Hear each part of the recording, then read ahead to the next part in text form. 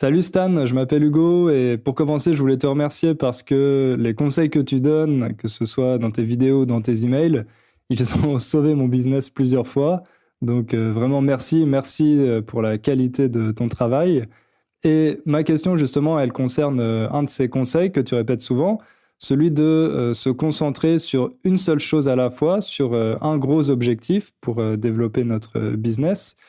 Et je pense que c'est quelque chose qui marche vraiment, mais le problème pour moi, c'est de prioriser entre la croissance de mon audience d'un côté et la création de produits de l'autre. Donc je sais que toi, par exemple, tu arrives de prendre des breaks assez longs parce que tu veux te concentrer sur la création d'un produit, mais est-ce que tu n'as pas peur que ça se fasse au détriment justement de la croissance de ton audience?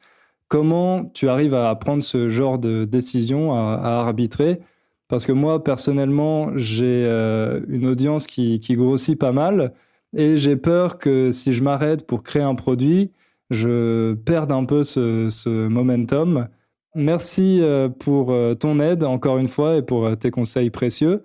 Et je te souhaite beaucoup de succès pour la suite de tes aventures. Merci Hugo pour tes encouragements et merci pour ta question qui est très intéressante et qui me touche un peu en plein cœur parce que c'est un dilemme avec lequel je vis depuis bien 2 ans quand j'avais dû prendre un break de ma chaîne. Le premier gros break que j'ai fait qui a pris 3-4 mois, c'était au courant de l'année 2017 jusque peut-être à partir de mai 2017 jusque presque en août-septembre. Où j'avais fait un break assez long pour travailler sur la formation Le Déclic et j'avais complètement laissé ma chaîne YouTube de côté. Donc, c'est quelque chose que je connais bien et en fait, c'est revenu de manière récurrente. La manière dont je le pense, c'est celle-ci. Les vidéos YouTube que je produis demandent un grand niveau de travail et de concentration et ça demande d'y passer beaucoup de temps et de m'immerger dedans. Les formations que je produis sont pareilles, mais en fois 30. Donc, faire les deux en parallèle n'a pas vraiment de sens. Ça serait un peu comme à la fois t'entraîner pour faire un marathon et un sprint, tu vois. C'est l'idée que tu vas passer de l'un à l'autre et au final, tu vas faire aucun des deux de manière très efficace et tu vas perdre du temps à switcher de contexte de l'un à l'autre. Donc, quand je suis dans une formation, c'est déjà tellement intense comme boulot et tellement énorme comme quantité de choses à faire que si je fais un break pour aller faire des vidéos YouTube où je décharge de ma mémoire tout le travail de la formation, il faut ensuite que je reparte et que je me remémorise tout ce que j'avais, ce que j'ai déjà dit, ce que j'ai pas dit, la suite, les questions des gens, les besoins, que je revoie tous mes sondages, mes recherches, etc. Donc, je perds du temps à switcher de l'un à l'autre. Donc, ça a du sens de faire tout d'un coup. Le problème, c'est que quand tu fais des formations qui vont te prendre entre 3 et 4 mois à faire, qu'est-ce qui se passe pendant 3 ou 4 mois sur ta chaîne?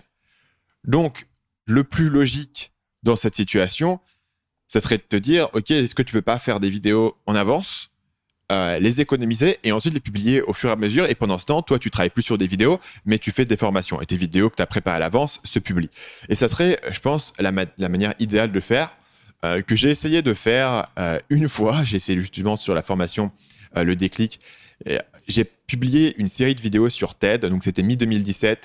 Il y a une série de 4 vidéos sur TED que j'avais fait toutes d'un coup et que j'avais publié à intervalles. Et la période où je publiais ça était censée être la période où je travaillais sur la formation. Le problème, c'est que la formation m'a pris tellement de temps à faire que au rythme auquel je crée les vidéos, en fait, je peux jamais prendre assez d'avance pour faire une formation et ça, j'ai fini par l'accepter.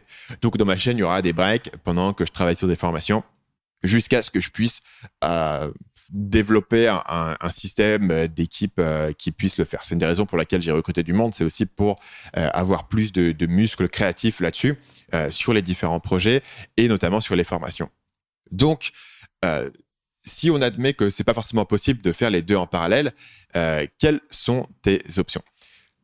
Pour moi, il faut comprendre qu'effectivement, comme tu l'as dit, et comme en fait tu reprends quelque chose que j'avais dit par ailleurs, stratégiquement, il y a toujours une priorité qui est plus importante que toutes les autres, mathématiquement. Si tu veux, si tu dois évaluer toutes tes priorités, il y a plein de choses qui sont importantes, mais à un moment donné, il y a toujours une chose qui est plus importante que toutes les autres. Donc, faire des vidéos YouTube, c'est important pour moi. Faire des podcasts, c'est important pour moi. Faire des formations, c'est important pour moi. Et il y a plein d'autres trucs qui sont importants. Mais à un moment donné, il y a une chose qui est plus importante que tous les autres. Et ça, c'est dû à une évaluation stratégique où je regarde où est-ce que j'en suis aujourd'hui, où est-ce que je veux être, qu'est-ce qu'il me faut faire pour en arriver là et quel est le principal point qui me bloque pour en arriver là. Mettons qu'on définisse ça en matière de chiffre d'affaires. Aujourd'hui, je suis à, je vais prendre des chiffres qui sont faux. Donc, mettons qu'aujourd'hui, je suis à 1 000 € de chiffre d'affaires et je veux faire x3 et je vais arriver à 3 000 € de chiffre d'affaires. Qu'est-ce qui va me permettre de faire x3 ? Et vraiment, tu vas réfléchir à quel est le principal levier qui va te permettre de faire x3.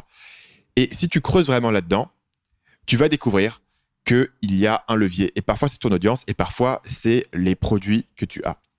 Donc, quand tu commences, par exemple, imagine que tu es à 0 et que tu veux arriver à 1 000 € de chiffre d'affaires. Qu'est-ce qui va te permettre d'arriver à 1 000 € de chiffre d'affaires ? Le principal levier, c'est quoi ? C'est clairement de construire ton audience.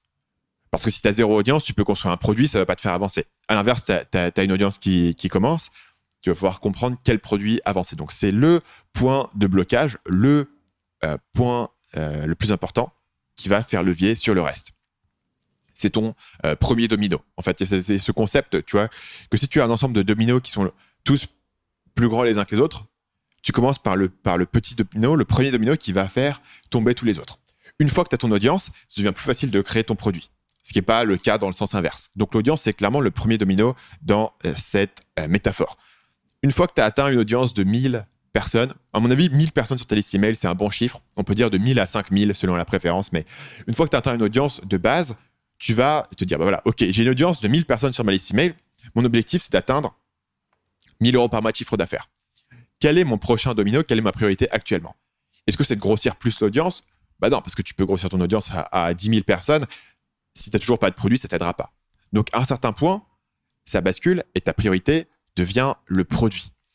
Mais une fois que tu as ton produit qui est sorti et que tu l'as vendu à ton audience, tu vas dire, ok, c'est quoi ma priorité ? Ma priorité, c'est de trouver 1000 personnes de plus à qui je vais vendre mon produit. Donc, tu rebascules sur une priorité qui est une priorité d'audience, etc.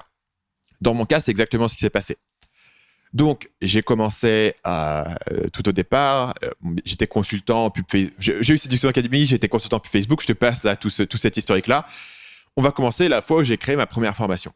Donc, j'ai créé ma première formation qui s'appelait Copywriting Mania. À ce stade, j'avais déjà une audience basée sur le podcast et puis basée sur tous mes articles invités et mon travail de consultant, mais une petite audience. Donc, j'ai créé la formation Copywriting Mania. Pourquoi est-ce que c'était une priorité de créer cette formation ? Parce que je ne savais pas si j'avais un angle pour rentrer en fait dans le milieu de la formation. Parce que tout ce que je voyais dans le milieu de la formation, c'était des vendeurs de rêves. Comment devenir riche rapidement, sans travail ? Pour des raisons évidentes, je ne voulais pas vendre un truc comme ça. Et d'un autre côté, j'en avais pas besoin. C'est-à-dire que moi, j'avais mon agence Facebook et ça fonctionnait. Donc, j'avais un angle de faire autre chose complètement et de garder une légitimité et de faire du conseil en marketing en montant les échelons, etc. Donc, la question, c'est est-ce que si je fais une formation dont le titre de la page de vente, c'est littéralement la méthode longue et difficile pour monter un business en ligne, qui est le titre encore aujourd'hui sur la page de vente de Copywriting Mania, est-ce que ça va se vendre ? C'était ma grande question, c'était ma grande priorité. Donc, je l'ai fait, j'ai fait une pré-vente pour tester la proposition de valeur et j'ai vu que ça marchait. Maintenant que je l'ai vendu, il faut que je fasse la formation, etc. Donc, je fais la formation. Ayant fait la formation et l'ayant vendu à ma petite audience que j'avais montée en tant que consultant, quelle est ma prochaine priorité ? C'est trouver plus de gens à qui vendre la formation. Donc, je lance la chaîne YouTube. Je l'amène à 60 000 abonnés. J'arrive à 60 000 abonnés. Je regarde mon business. Mon business, c'est quoi ? J'ai la formation Copywriting Mania que je lance 1 mois sur 2. Ça veut dire qu'un mois sur 2, en fait, je ne fais pas d'argent.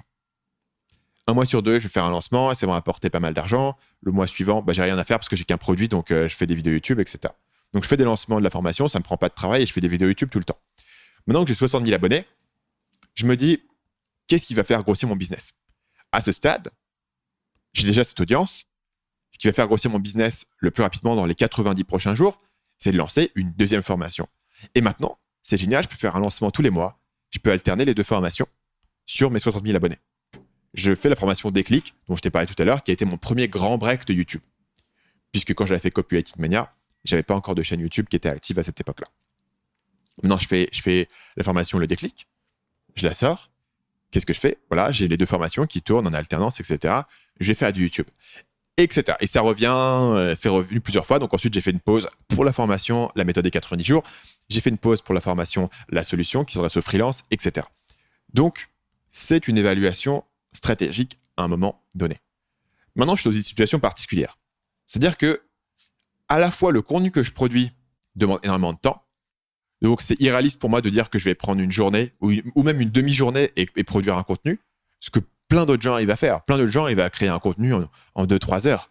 Moi, en 2-3 heures, si tu veux, j'ai fait un plan, quoi. Et j'ai à peine attaqué mes recherches. Donc, à la fois, mes vidéos prennent longtemps et à la fois, mes formations prennent un temps monstrueux. Presque personne passe 4 mois à faire des formations. Enfin, il ne faut pas écouter ce podcast et se dire « Ok, Stan passe 4 mois à faire des formations. Moi, il faut que je passe 4 mois à faire des formations. Sinon, ce que je fais, ça va être nul. » Pas forcément. Disons que l'ampleur et l'ambition de la formation va varier selon les personnes et selon les marchés, etc. Mais ça, c'est ma situation. Donc, dans ton cas, tu as deux options. Soit tu trouves un moyen d'alterner les deux. Peut-être que tu peux découper ta formation en modules et une semaine, tu bosses sur le module 1 de la formation. La semaine suivante, tu fais une vidéo YouTube. La semaine suivante, tu fais le module 2 de la formation. La semaine suivante, tu fais une vidéo YouTube, etc. Si tu arrives à alterner ça comme ça, et peut-être que ta formation a 4 modules qui, au final, te prennent 4 semaines à faire, avec la méthode d'alternance, tu peux sortir un produit tous les 2 mois, par exemple. C'est aussi ce que font les gens qui sortent un produit par semaine, où leurs produits sont faits en fait en 2-3 heures rapidement. Si tu arrives à faire ça, c'est très bien. Ça t'évite d'avoir ces creux dans ta chaîne YouTube qui, effectivement, te font perdre de l'élan. Hein. C'est dommage. Moi, j'arrive pas à faire autrement, donc je fais comme ça. Mais c'est clair que c'est pas optimal. Donc, si tu peux alterner, ça veut dire qu'au lieu de faire un break complet et ensuite de reprendre les vidéos à fond, ce que tu fais, c'est juste ralentir un peu le rythme. En fait, avoir un rythme de vidéo qui est plus long pour pouvoir faire plein de trucs derrière les coulisses. Ce qui est peut-être la solution optimale si tu peux le faire. Mais si tu peux pas le faire, le plus important, c'est vraiment de faire cette réflexion stratégique à un moment donné et de comprendre qu'est-ce qui va faire levier sur ton business à un certain moment et de comprendre que parfois, c'est compliqué de multitasker, de faire les deux en parallèle. Et donc, tu vas faire un choix stratégique qui est du coup un sacrifice. Puisqu'un choix ne peut pas être stratégique s'il n'y a pas de sacrifice derrière. Un sacrifice de dire je vais sacrifier telle croissance sur mon audience parce que selon mon estimation actuelle, le plus important maintenant, c'est de construire ce produit. Salut, c'est Stan, j'espère que vous avez apprécié cet extrait du podcast Marketing Mania. Bien sûr, vous pouvez retrouver l'ensemble des épisodes du podcast, y compris les instructions sur comment vous abonner sur l'application Apple Podcast ou sur votre téléphone Android en vous rendant sur mon site à l'adresse marketingmania.fr/podcast. Je vous ai mis le lien dans la description de cette vidéo.